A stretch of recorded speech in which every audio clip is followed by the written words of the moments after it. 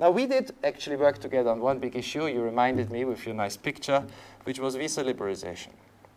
Now, I will be saying a few critical things about how I see Macedonia today, so let me start with a success, a recent one, which is visa liberalization. Now, what was interesting about this process was that here the EU did something unusual. It defined very clear and precise conditions, 45. But secondly, it gave every country the same conditions. Now, this was very useful because it allowed EU experts from the Commission and member states to come and compare countries in detail, to write transparent assessments, which think tanks could, I mean, we, at that time actually, we leaked, they were leaked to us and we put them on the website. But today they are all transparent for the visa processes. So think tanks can compare them. Now, what is interesting was this allowed us to, for example, show that in 2009, Macedonia was the front runner in the region, better than Serbia, better than Montenegro, far better than Albania or Bosnia in meeting the conditions. And this enabled the Commission to persuade skeptical EU interior ministers to grant visa liberalization in a very short period. Now, we worked together on this. We had a network of research institutes in the Balkans, very interesting people. The Albanian partner at that time is now the foreign minister. And I think for all of us involved in this, there is an inspirational idea. It is that when the EU finally finds a way to clearly define criteria and is strict and fair, you know, it doesn't actually give any discounts. Bosnia and Albania did not get visa liberalization when they hadn't met the conditions. To be strict, to be clear, to be fair, to be meritocratic, it is good for everyone, and especially it is good for reform. So this was the end picture.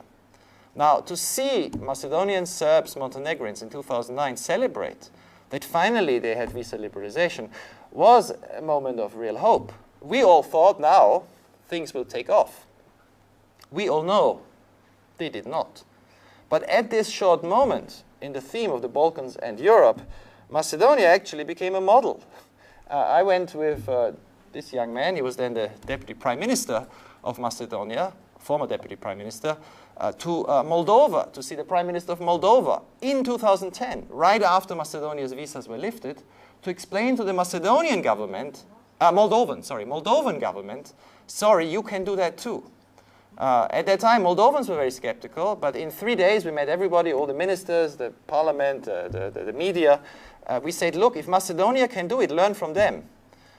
They did actually learn from Macedonia. They came here, they talked to CRPM, the think tanks learned from Macedonia. And of course, as you might have heard, 2 months ago, Moldova got visa-free travel, the biggest success in Moldovan EU policy. This is interesting. Here was a policy that worked for the EU, that worked for Macedonia, and that made Macedonia an inspiration for other Europeans. And one almost has to say this again. Macedonia was, a few years ago, an inspiration for other Europeans. The problem is that since then, things have not gone quite as well as we would have expected. Now, there is a conventional explanation why things have stopped. The conventional explanation is it's all the fault of Greece. Right, so the Commission has recommended for 5 years Macedonia should start talks. Talks haven't started.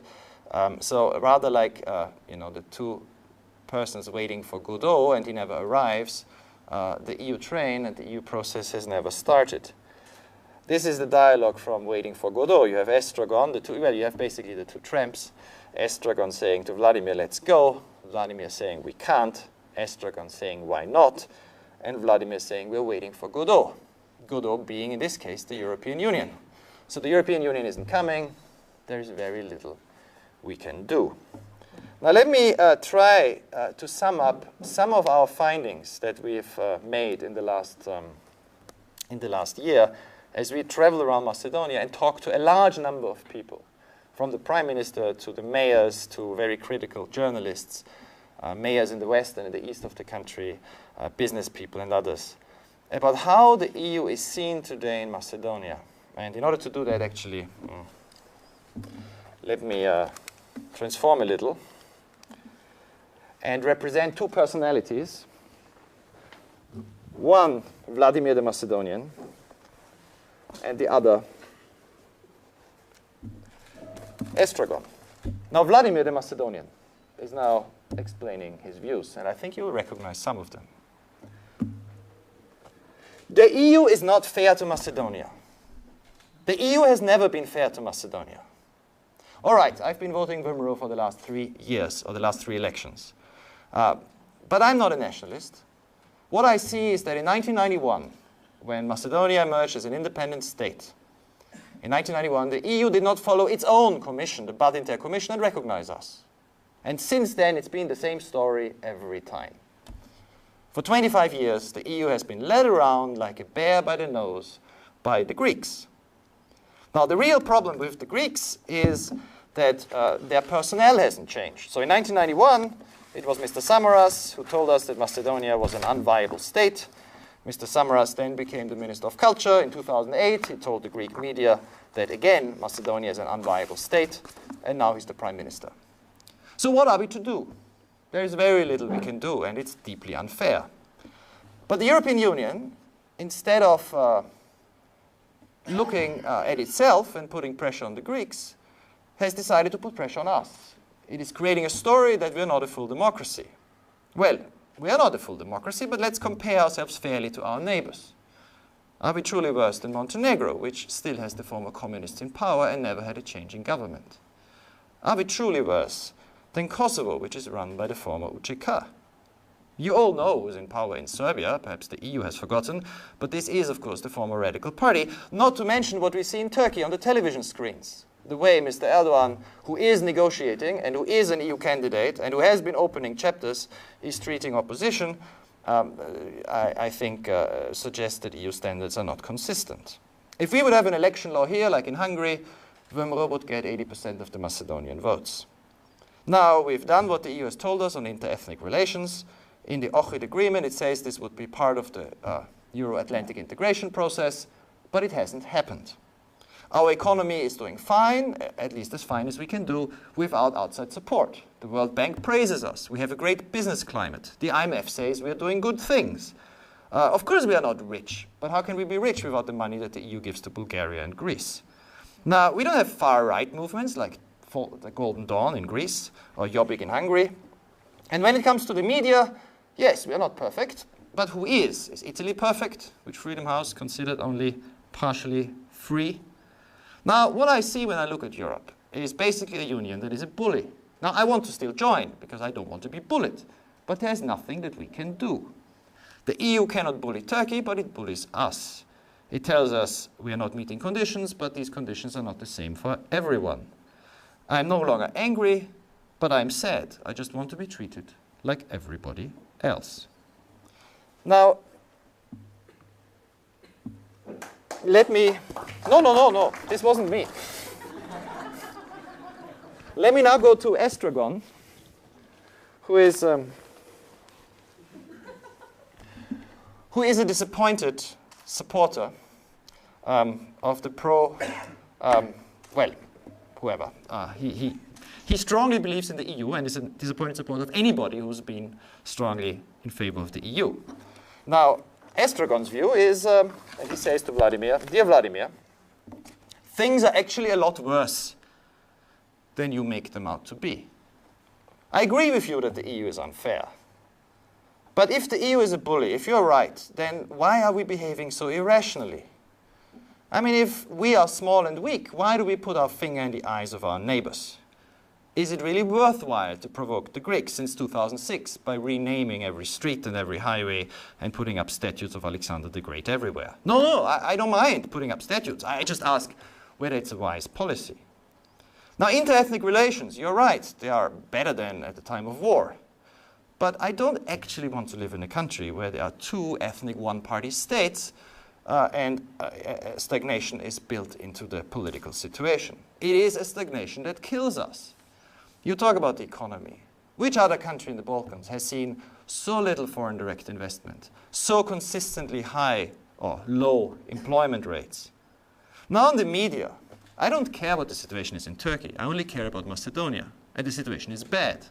Everybody agrees on this. The OSCE Commissioner for the Media says it. The UN Commissioner for the Media says it. Reporters Without Borders say it. Freedom House say it. Only the European Commission doesn't say it. Read the last progress report. There the Commission lists a whole range of meaningless reforms, organizing speak-out conferences, and then in Macedonia, as the ODIHR pointed out in an objective study after the last elections, even at election time, you only hear one voice. Now, this is typical. The EU says it has principles, but when it comes to defending them in Macedonia, it doesn't do so, perhaps because it has a bad conscience. Now, look at gay rights. This was part of the conditions for visa liberalization. And yet, if you turn on Macedonian television, hate speech wherever you look, and no reaction from the authorities. Now, the economic success story I've already talked about. And as for our statistics, well, we don't know how many people live here. We don't know how many people work for the government. We don't really know our GDP. We can't really believe anything. And if I read the progress report of the Commission, none of this is even mentioned. My problem is that the Commission is too soft. My problem as a European Democrat is that I had put my faith in European values, but I see that the source of these values, Brussels, doesn't defend them strongly enough. I feel betrayed. You say you're sad. I'm desperate. You never really believed in the EU, did you? Because in the end, it is an issue of pragmatism. But I believed in the values, and I feel like an orphan. So what we see, he also complains about this thing.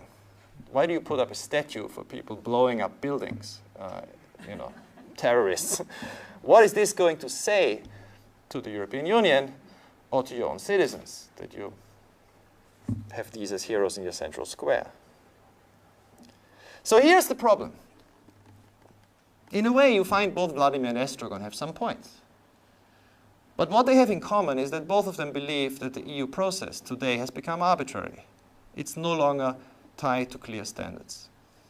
That when the EU says you're doing fine, or when the EU says you're not doing fine, you no longer know who to believe. So in a way, what Vladimir and Estragon share with the European publics in the Netherlands and Germany, who also question the assessments of the Commission, is that they believe it's all become a political process. And here, I leave you with a thought for how you might get out of this situation. Because what we've seen has worked in the past, and the only thing that has worked has been clarity on standards. So I think the European Union is not doing anybody a favor. It's not helping Macedonia. It's not helping the government. It's not helping the opposition. It's not helping civil society, and it's not helping the businesses. If it doesn't spell out strict, clear, fair, and transparent conditions. Now, who can do that? Not the member states. Because when they sit together, it is politics. It has to be politics. They are accountable to their governments. Cyprus, Greece, France, Austria, depending on the country, will always play some politics. But the institution that has to do it, that has to be objective, and that has to be the standard setter for assessments, has to be the European Commission. This worked for visa liberalization.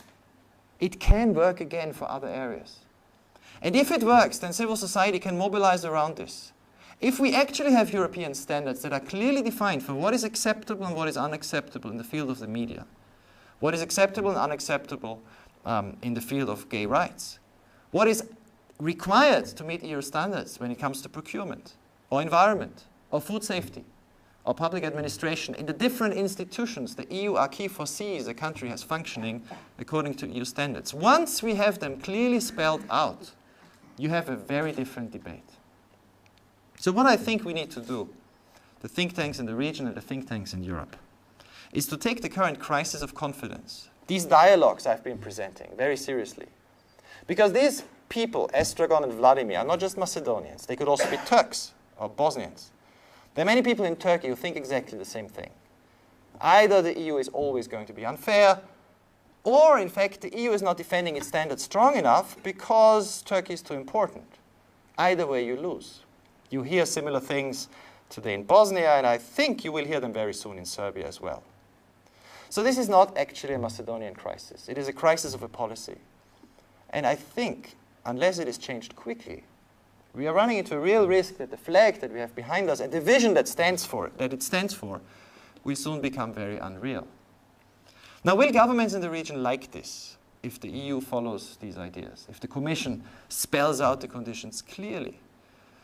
Well, perhaps not all of them, but I think overall they will do well. When I presented this idea to different Macedonian politicians, it was very interesting. They agreed on nothing, except that when I talked about this being essentially in the Macedonian interest, Both leaders of the SDSM, your prime minister and the leader of DUI, said, yes, we would like that, for very different reasons. Some believed it would show Macedonia is doing better than the Europeans think. Others believe it would show that Macedonia is doing much worse. But this really doesn't matter. What matters is that you have a different debate, no longer on the formalities, but on the substance. So what we recommend, and I think if this is accepted, and let's push for it together, the job and the cooperation we had on visa would be expanded to many areas. What we are recommending is that the European Commission sets out clear roadmaps per policy area, per chapter, as soon as possible, applies them to all the countries in the Balkans, from Turkey to Albania, whether they negotiate or not, so that you can all compete on a level playing field. And when civil servants work hard in an area and achieve success, it is recognized, it helps you get investors, and you can begin over time change your image, not based on image campaigns, which never work, but based on credible substantive assessments. So let us not fall into the trap of Vladimir and Estragon. Let us not fall into the trap of not moving and waiting for Godot. I think this is a very crucial moment. And if we want to survive, or if we want the EU enlargement process to survive, all of us need to join forces. And with the new commissioner coming in a few months' time, before current policies lead to the total erosion of confidence, push for change. So here we are back at our seminar. I remember we talked about Europe quite a lot, and some things have happened. But fundamentally, if we look at the last 10 years, I'm not sure we can say about the EU-Macedonia process what we can say about CRPM. You know, you've been a success. This process, I think, has betrayed more hopes than it has fulfilled. Changing this will be the big challenge for the next 10 years. Thank you.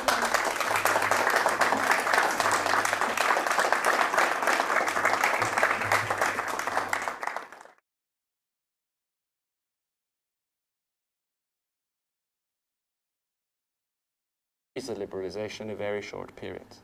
Now, we worked together on this. We had a network of research institutes in the Balkans, very interesting people. The Albanian partner at that time is now the foreign minister.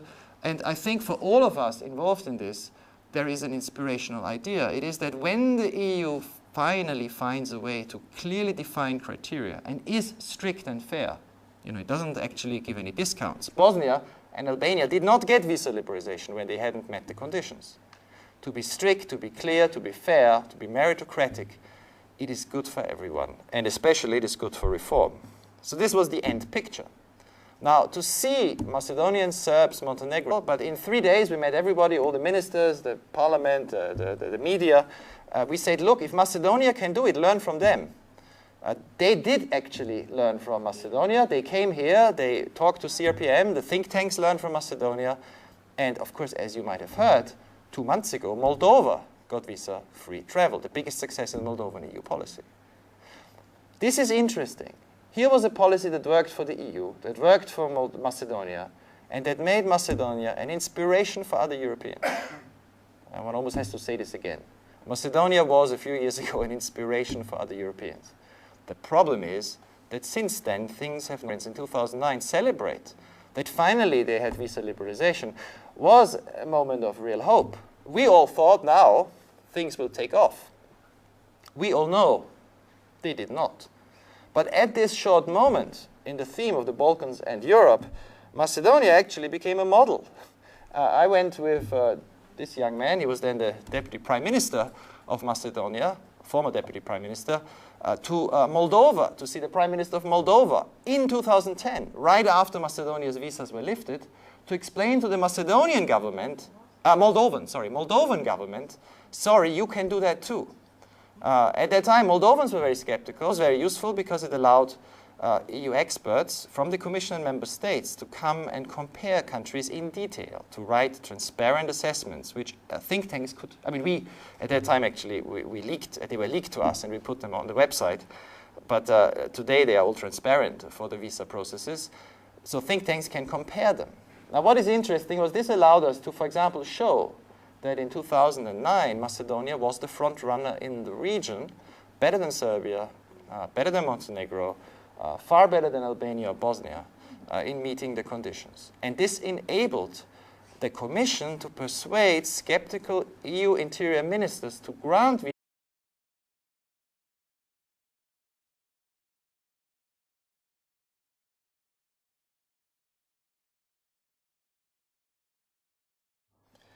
Now, we did actually work together on one big issue. You reminded me with your nice picture, which was visa liberalization. Now, I will be saying a few critical things about how I see Macedonia today, so let me start with a success, a recent one, which is visa liberalization. Now, what was interesting about this process was that here the EU did something unusual. It defined very clear and precise conditions, 45. But secondly, it gave every country the same conditions. Now, this